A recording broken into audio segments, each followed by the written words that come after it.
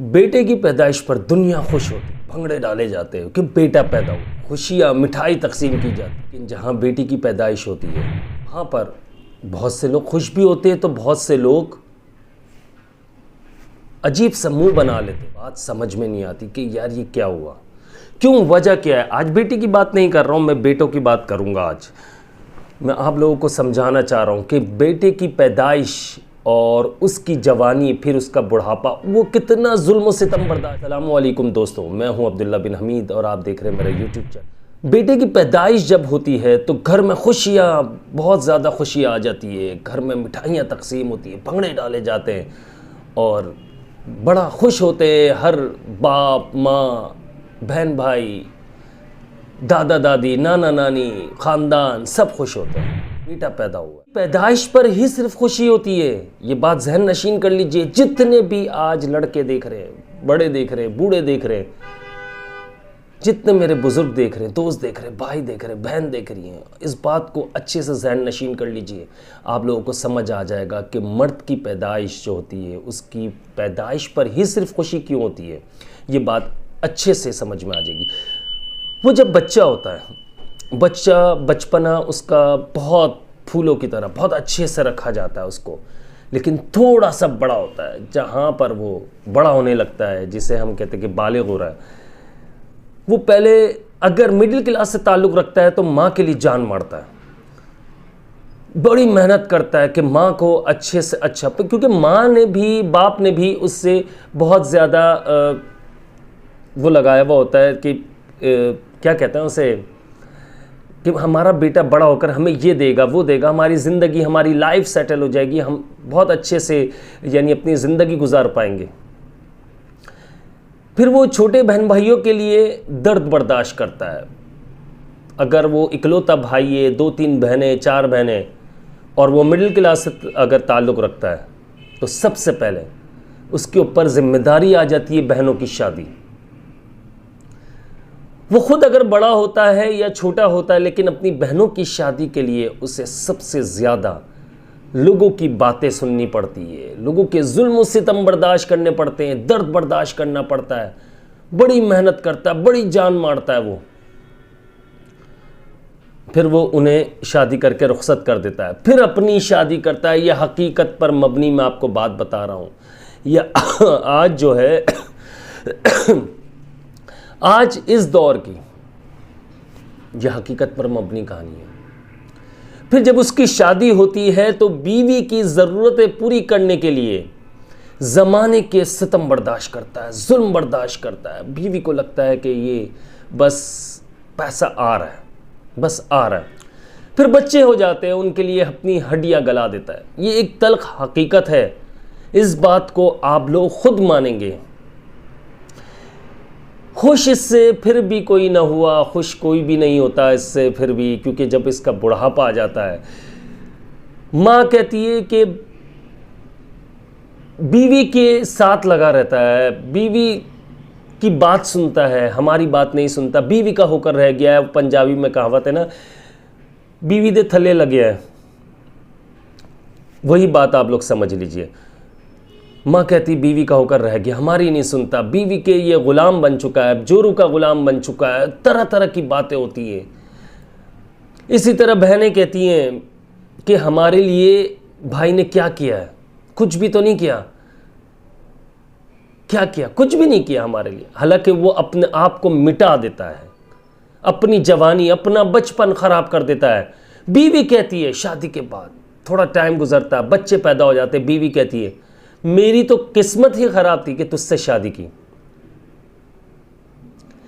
यानी कि वो जो बच्चा पैदा हुआ, जिसकी पैदाइश पर खुशी, भंगड़े, मिठाइयाँ तकसीम होती है, बड़ी पार्टीज रखी जाती है, एक पूरा प्रोग्राम रखा जाता है उसकी पैदाइश पर, और जो जिनके पास पैसा होता है वो अकीका वगैरह भी करते हैं और बड़ा धूमधाम से सब कुछ होता है। आज वो सबको बुरा लगने लग जाता है। बीवी कहती है कि मेरी तो किस्मत ही ख़राब थी जो तुझसे शादी हुई। और बच्चे, आखिर में एक बात कहूँगा मैं, बच्चे कहते हैं बाबा अगर आपने कोई ढंग का काम किया होता तो हमारी ज़िंदगी बड़े मज़े में गुजरती। एक सवाल आप सबसे, उन बच्चों से सवाल है मेरा, उन बीवियों से सवाल है मेरा जो इस तरह से करती है, उन माँओं से सवाल है, उन बहन भाइयों से सवाल है।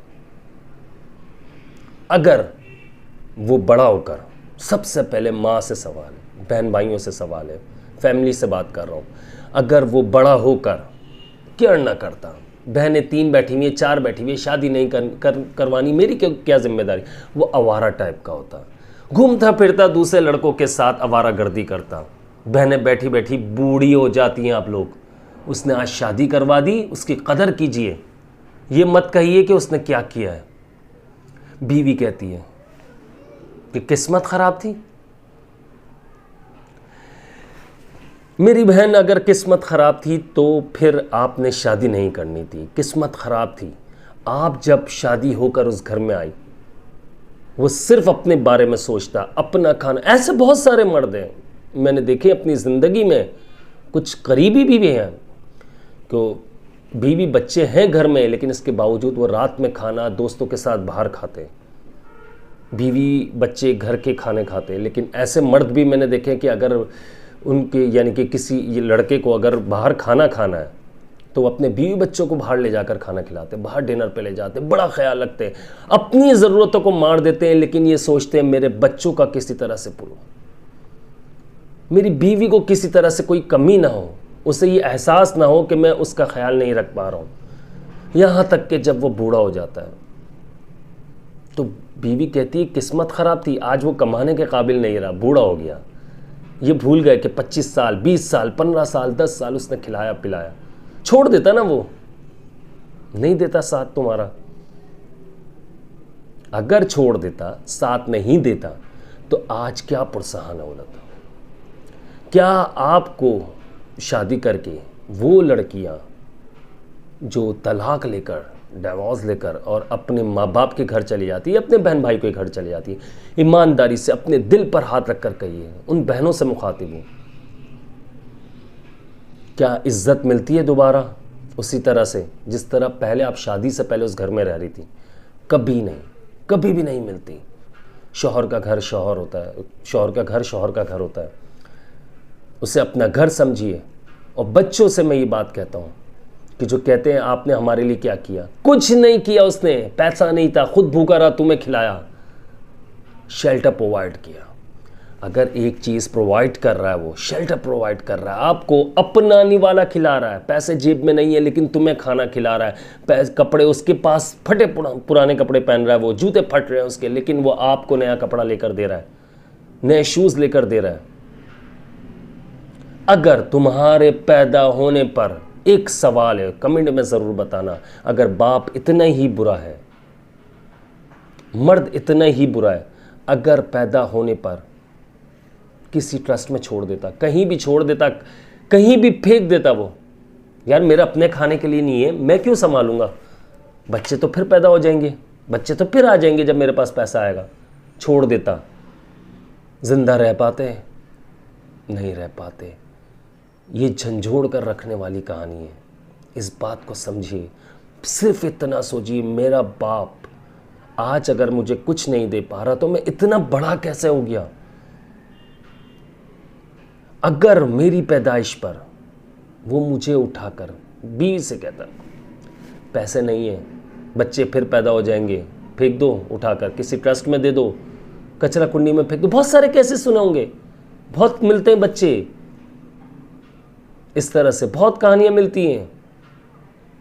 अगर वो इस तरह फेंक देता तो नहीं फेंका उसने, अपने मुंह का निवाला खिलाया उसने, खुद भूखा रहा, तुम्हें खिलाया, सारी आसाइशें दी उसने, सबसे बढ़कर शेल्टर प्रोवाइड करता, अपना नाम देता है, चाहे वो बीवी हो चाहे बच्चे हो, अपना नाम देता है। उसकी इज्जत कीजिए, उसकी इज्जत कीजिए, नहीं तो याद रखिएगा आपने भी एक दिन बाप बनना है, एक दिन माँ बनना है, फिर आपको मालूम होगा कि हकीकत क्या है। और वक्त, यकीन करिए, बहुत तेज़ी से दिन चेंज हो रहे हैं, बहुत तेज़ी से दिन चेंज हो रहे हैं, कब रात हो कब दिन हो कुछ पता नहीं चलता। मुझे अपनी ख़ास दुआओं में याद रखिएगा। आज सिर्फ़ और सिर्फ आप लोगों को समझाना था, मेरे पास एक बंदे के कमेंट्स, वॉइस मैसेज काश मैं आप लोगों को सुना सकता, काश। मना किया उसने। मुझे अपनी ख़ास दुआओं में याद रखिएगा। मैं हूँ आप सबका भाई अब्दुल्ला बिन हमीद। अस्सलामु अलैकुम व रहमतुल्लाह।